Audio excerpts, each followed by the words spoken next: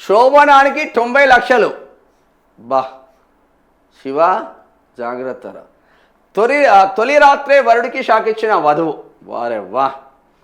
కొత్తగా పెళ్ళైన వరుడికి first night రోజున ఆ వధువు ఊహించని షాక్ ఇచ్చింది. శోభనం కావాలంటే 90 లక్షలు ఇవ్వాలని డిమాండ్ చేసింది. దీనికి వరుడు ఒప్పుకోకపోవడంతో వధువు కుటుంబం మరో ప్లాన్ వేసింది. దీంతో ఆ వరుడు ఫ్యామిలీ ఒక్కసారిగా కంగు తిన్నది. ఆ ప్లాన్ ఏంది అసలు? ఏడ జరిగింది ఇది? పోడైపోను ఇట్లా తయారవుతుంది లేదరా నాయన. పైసల కోసమే పెళ్ళిళ్ళు చేసుకుంటారా?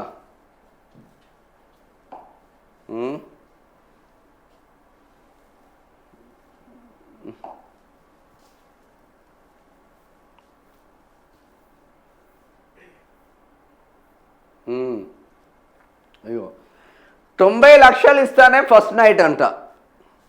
శోభనం కోసం వధువు డిమాండ్, వరుడు నిరాకరించడంతో సజీవ దానానికి యత్నం. వారే వా. ఓ అమ్మో, ఏడ జరిగిందిరో ఇది? ఉత్తరప్రదేశ్లో.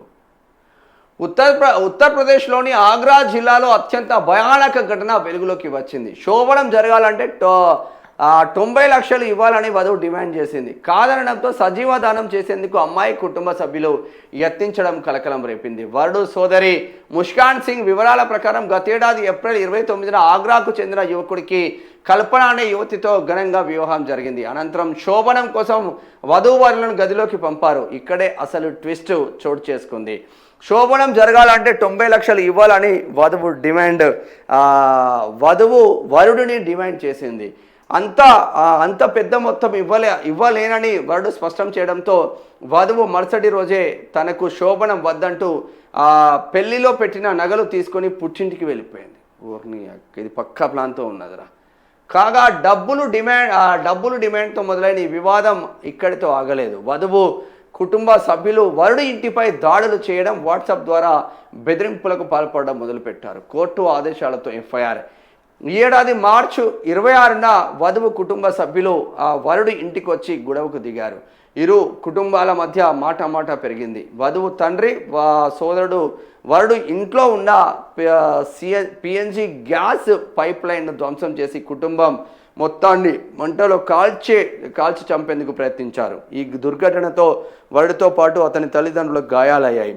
వధువు తరపున కుటుంబ సభ్యులు ఒత్తిడితో పోలీసులు మొదట వరుడి ఫిర్యాదుపై స్పందించలేదు. చివరకు ఆ బాధితులు కోర్టును ఆశ్రయించగా న్యాయస్థానం ఆదేశాల మేరకు ఎఫ్ఐఆర్ నమోదు చేసింది. ఉత్తరప్రదేశ్లో పిల్లగాడు పెళ్లి చేసుకున్నారంటనే. పిల్లగాడు పెళ్లి చేసుకొని ఏం చేసిండ్రు? కామన్గా జరగాల్సిన ఆవశ్యకత ఉంటుంది.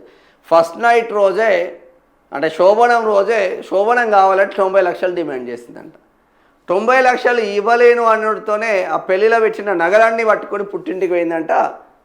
తెల్లారి నుంచి వీళ్ళకి బెదిరింపులు స్టార్ట్ అయినాయి అంట కుటుంబ సభ్యుల నుంచి మొత్తం. లాస్ట్కు కోర్టు ఆదేశాలతో ఆ పిల్ల తల్లిదండ్రుల పైన కేసులు పెట్టింది. ఇంత క్రిమినల్ మైండ్గా తయారవుతుండేదిరా నాయన. డబ్బుల కోసం ఏమైనా వ్యభిచారం చేసుకోలేదంటే ఇంకేమైనా చేసుకోండి. పోయి పెళ్ళి చేసుకుని టార్చర్ పెట్టుడు ఎందుకు నీ దుర్మార్గురాలు? ఇట్లా తయారవుతుండేదిరా శివ. ఇట్లా ఎందుకు అవుతుండ్రు అందరూ?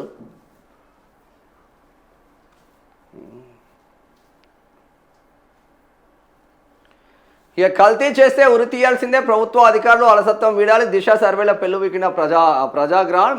ఉరి శిక్ష అంటే కరెక్టే అంట.